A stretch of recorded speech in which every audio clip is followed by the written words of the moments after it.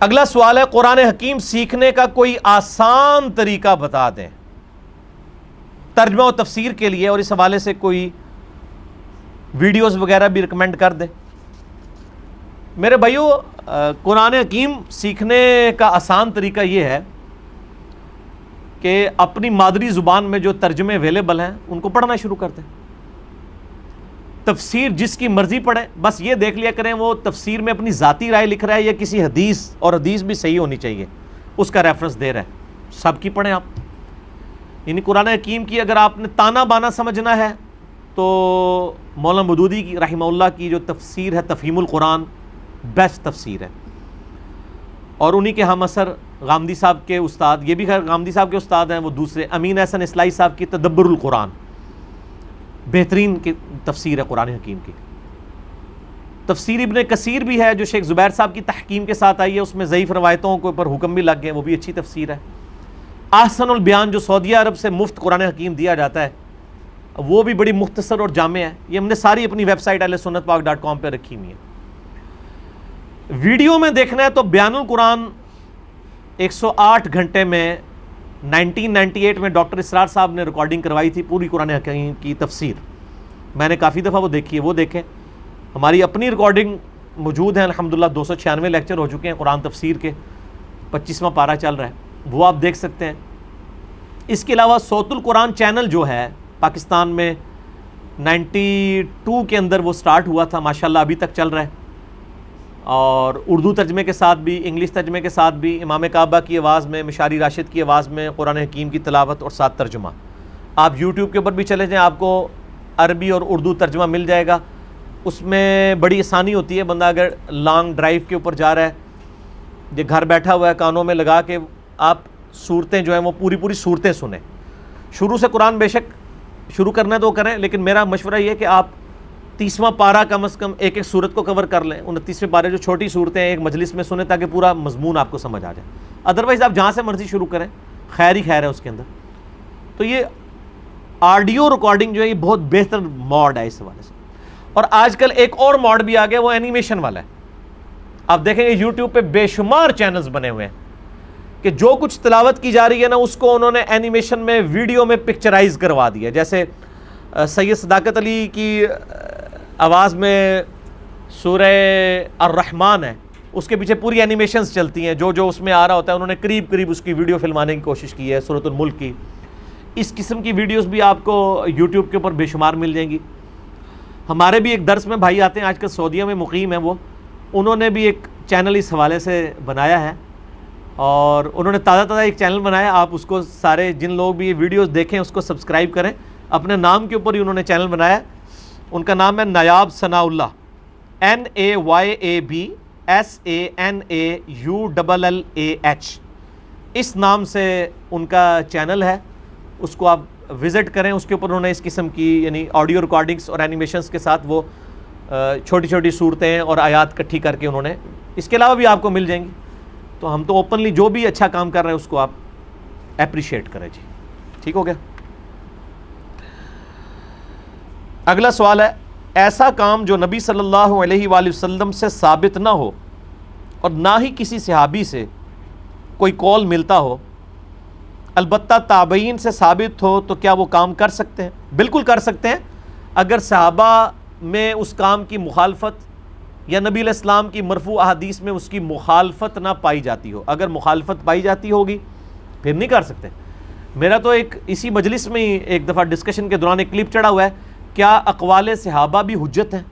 تو اس میں میں نے تابعین تبع تابعین تک بات کی تھی کہ دین کا جو ماخذ ہے وہ صرف نبی علیہ السلام کی مرفوع احادیث نہیں ہے، بلکہ صحابہ کرام کے اقوال بھی ہیں، تابعین بھی ہیں، تبع تابعین کے اقوال بھی ہیں، بشرطے کہ صحابہ اور نبی علیہ السلام کی احادیث سے، یعنی نبی علیہ السلام کی احادیث سے مرفوع اور صحابہ کی احادیث سے موقوف جو ان کے اپنے اقوال ہیں ان سے ٹکراتی نہ ہو، تو وہ بھی دین ہے۔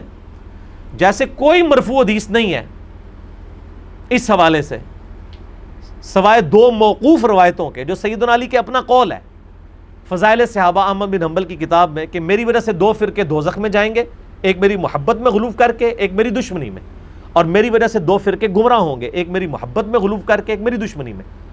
اس حوالے سے جتنی مرفوع حدیث ہے نا، مسند احمد میں حدیث ہے، کہ نبی علیہ السلام نے فرمایا کہ علی تیری مثال میری امت میں عیسیٰ ابن مریم کی سی ہے، عیسائی ان کی شان میں غلو کر کے ہلاک ہوئے، یہودی ان کا انکار کر کے۔ روایت کمزور ہے۔ اس طریقے سے طبرانی میں روایت ہے، اے علی تیری وجہ سے 2 فرقے دوزخ میں جائیں گے، ایک تیری محبت میں غلو کر کے، ایک تیری دشمنی میں۔ کمزور ہے، لیکن موقوفاً روایت جو سیدنا علی کا اپنا قول ہے نا، وہ صحیح سند سے ہے۔ اور یہ محدثین کا رول ہے کہ اگر کوئی غیبی خبر موقوفاً روایت ہو، یہ امپلائڈ ہوتا ہے کہ نبی نے ہی ان کو بتائی ہے یہ بات، کیونکہ غیر نبی تو اس کے پاس تو غیبی خبریں نہیں آتی۔ اسی طریقے سے تابعین کے اقوال بھی حجت ہو سکتے ہیں، جیسے میں نے بتایا تھا کہ مرفوع حدیث ساری ضعیف ہیں۔ 2 سجدوں کے درمیان جو یہ دعا ہے، اللہم اغفر لی ورحمنی واہدنی ورزقنی، یہ تو حدیث ملتی ہے مسلم شریف میں کہ یہ دعا آپ نے تعلیم فرمائی، لیکن اس کا محل نہیں پتہ۔ ابو داؤد میں ایک ضعیف روایت ہے کہ 2 سجدوں کے درمیان ہے، لیکن المصنف ابن ابی شیبہ میں ملتا ہے کہ مکحول تابعی جو تھے وہ 2 سجدوں کے درمیان یہ پڑھا کرتے تھے، تو اس سے یہ ساری چین جڑ گئی کہ یہ دعا کی اصل موجود ہے اور 2 سجدوں کے درمیان ہے۔ تبع تابعین تک بھی، اب یہ سفیان بن عیینہ جو ہے تبع تابعی، مونچھیں صاف کیا کرتے تھے، کسی صحابی سے مونچھیں صاف کرنا ثابت نہیں، کسی تابعی سے ثابت نہیں ہے، نبی علیہ السلام سے ثابت نہیں، پست کرنا ثابت ہے۔ اس تبع تابعی کی وجہ سے ہم اس کے جواز کے قائل ہیں۔ البتہ یعنی امت میں اختلاف بھی پایا جاتا ہے اس حوالے سے، یعنی امام مالک نے الموطا امام مالک میں تو مونچھیں صاف کرنے کو مسئلہ لکھا ہے، اور میں نے وہ HD کیمرے میں دکھایا بھی تھا، آپ میرا YouTube پہ کلپ دیکھیں، کیا مونچھیں مونڈ سکتے ہیں، تو اس میں میں نے وہ سارے حوالے دیے تھے۔ بل اختلاف پایا جاتا ہے، دونوں طرف رائے موجود ہے، اس میں کوئی حرج والا معاملہ نہیں۔ البتہ اگر تابعین کوئی ایسا عمل کریں جس میں صحابہ کا اختلاف ہو، پھر وہ تابعین کے قول حجت نہیں ہوں گے۔ جیسے جز رفع الیدین میں آتا ہے کہ عبداللہ بن عمر ان لوگوں کو کنکریاں مارتے تھے جو نماز میں رفع الیدین چھوڑ دیتے تھے۔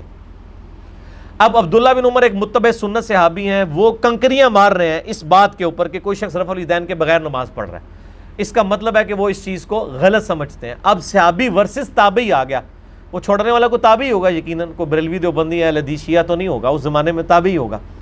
تو اب اس طرح کا جب اختلاف آ جاتا ہے نا، پھر ہم صحابہ کے عمل کو ترجیح دیتے ہیں۔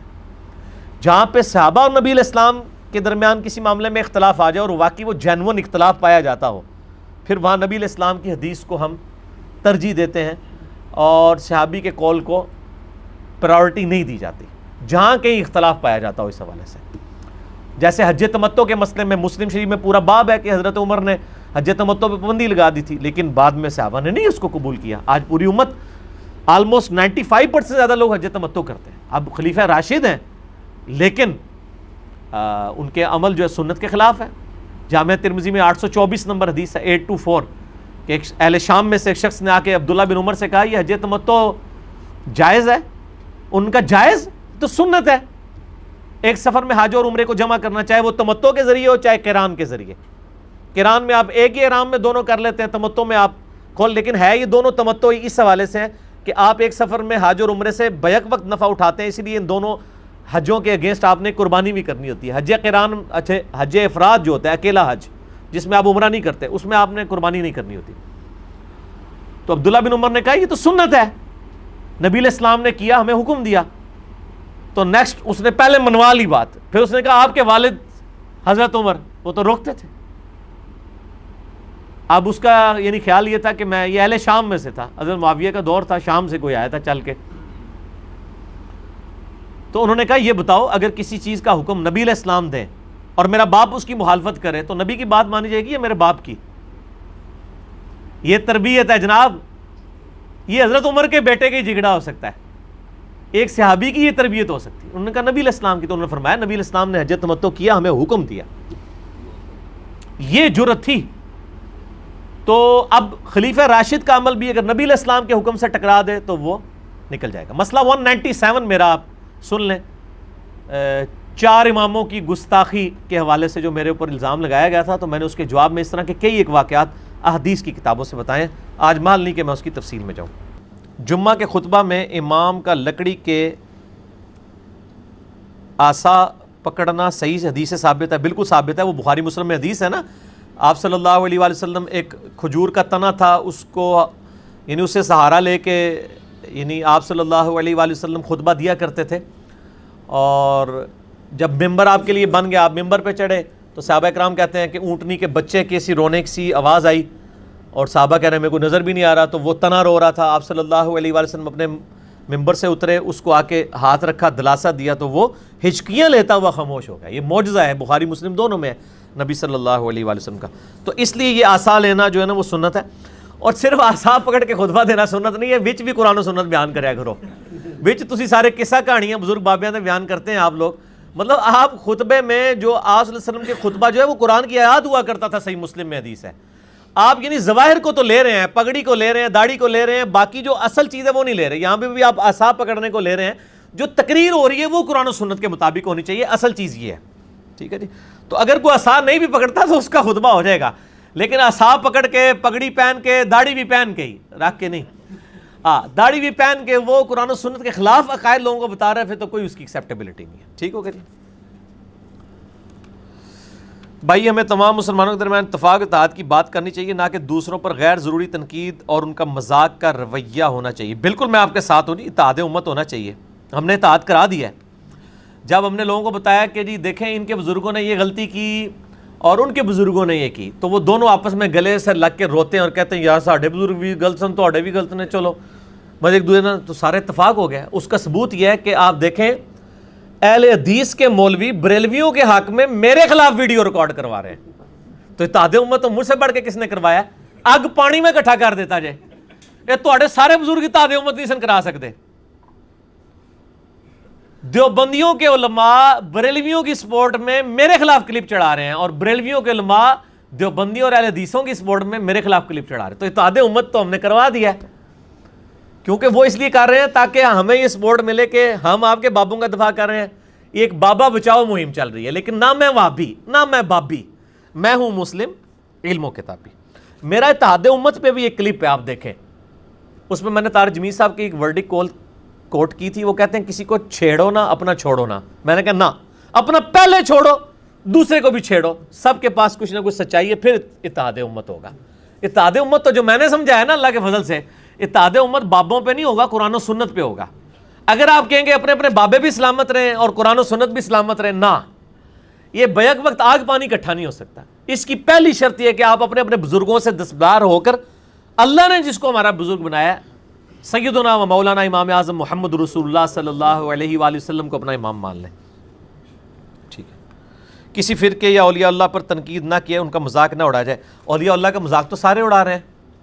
کیا محمد بن عبد الوہاب صاحب جو اہل حدیث کے اولیاء اللہ ہیں، ان کا مذاق بریلوی اور شیعہ نہیں اڑاتے ہیں، دیوبندی نہیں اڑاتے ہیں؟ المہند میں دیوبندیوں نے لکھا ہے یہ خارجی ہیں. ٹھیک ہے جی. اعلیٰ حضرت نے شعر لکھا ہے وہ شہید لیلہ نجد تھا اسماعیل دہلوی کو، اور لیلہ کا ہے اس نے محمد بن عبد الوہاب صاحب کو. یہ تو ایسی ایسی. اور پھر فتاوی رضیہ میں لکھا اعلیٰ حضرت نے کہ دیوبند اور اہل حدیث کی مسجدیں مثل گرجا کے ہیں، ان کے اندر نماز پڑھنا مکروہ تحریمی واجب الاعادہ ہے. تو سر یہ تو مطلب آپ لوگوں کے بزرگ ایک دوسرے کے، تو اولیاء اللہ کی گستاخی تو آپ سارے کر کے گئے ہوئے ہیں. اب میں یہ کہ میں جو نا ساروں کی تصدیق کرتا ہوں کہ آپ نے جو ان بزرگوں کی گستاخی کی تھی ٹھیک کی تھی، وہ اس طرح کہی ہیں، اور آپ نے جو ان کے بزرگوں کی تھی وہ بالکل ٹھیک کی ہے بھی انج دے.